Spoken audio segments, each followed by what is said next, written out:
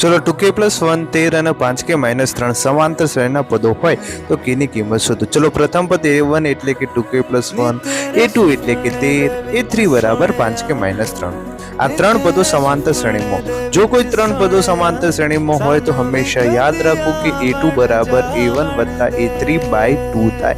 ફરીથી a2 બરાબર a1 + a3/2 થાય। a2 ની કિંમત એટલે કે 13, a1 ની કિંમત એટલે 2k + 1 અને a3 ની કિંમત એટલે કે 5k - 3/2।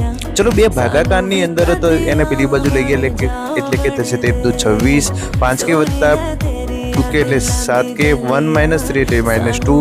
ચલો 2 માઇનસ હતા પેલી બાજુ લઈ ગયા એટલે કે 26 + 2 બરાબર 7k। તો 26 ને 2 28 બરાબર 7k। 7 ભાગાકારની અંદર જશે એટલે કે 28/7 એટલે કે k ની કિંમત આવશે આપણી 4। તો રાઈટ આન્સર બનશે આપણો 4।